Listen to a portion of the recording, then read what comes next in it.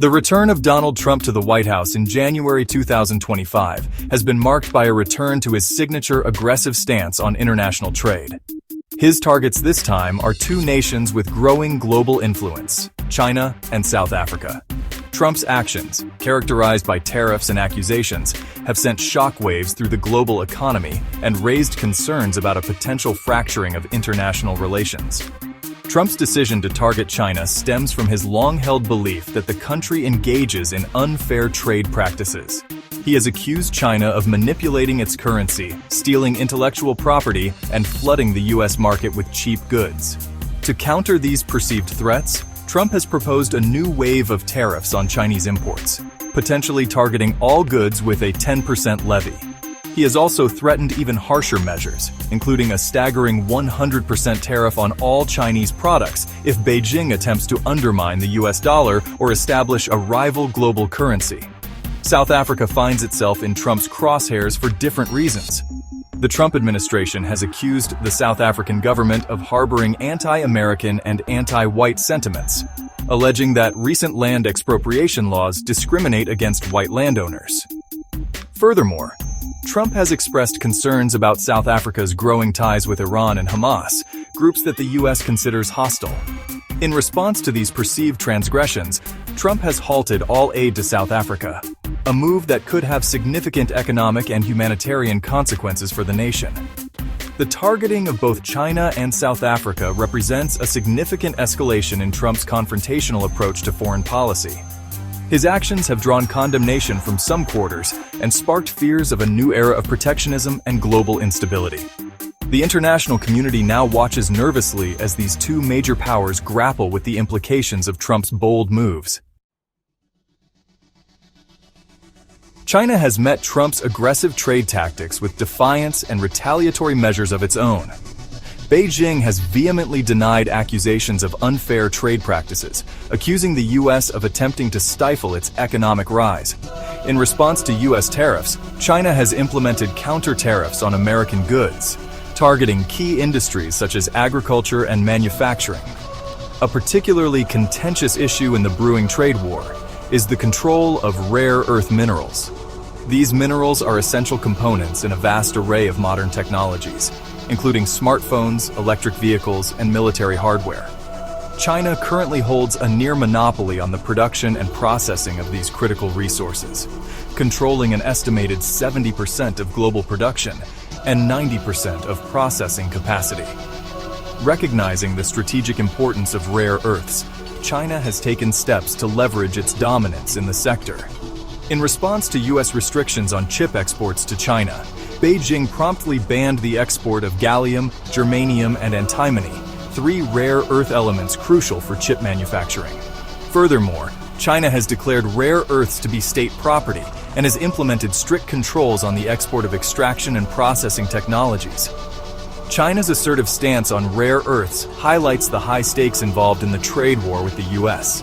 By controlling access to these critical minerals, China possesses a powerful lever of influence over the global economy and could potentially disrupt supply chains for essential technologies.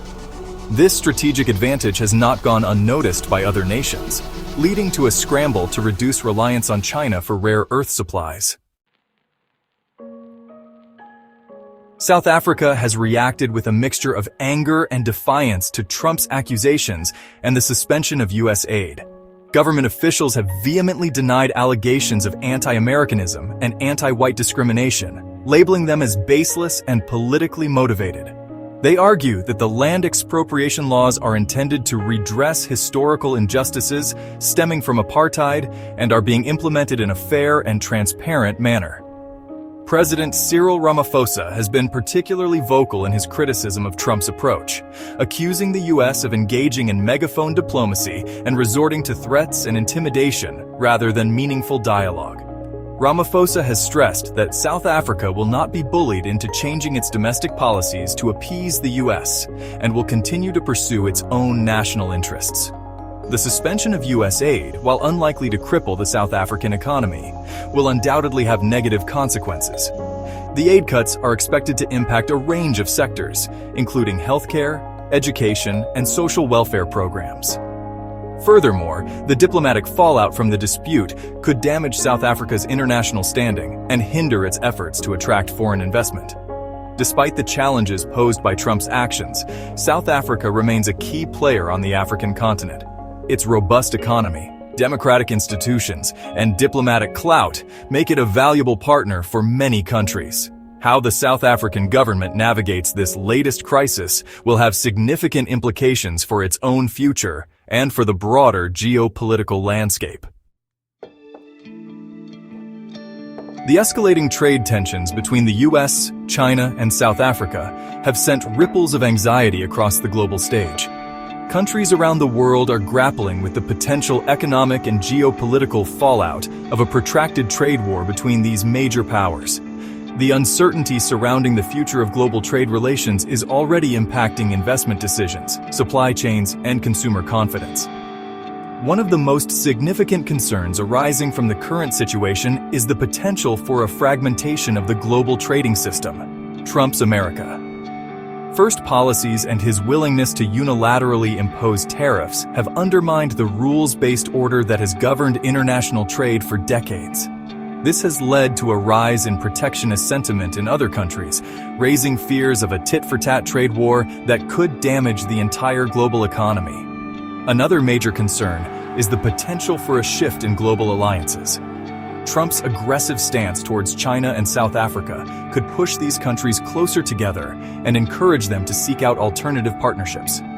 China's Belt and Road Initiative, a massive infrastructure project aimed at expanding its global influence, has already made significant inroads in Africa and other parts of the developing world.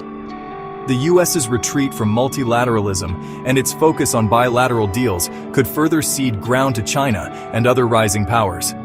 The current trade tensions also highlight the growing dissatisfaction with the US dollar's dominance in the global financial system. China, Russia, and other countries have long advocated for a more multipolar system that reduces their reliance on the US dollar.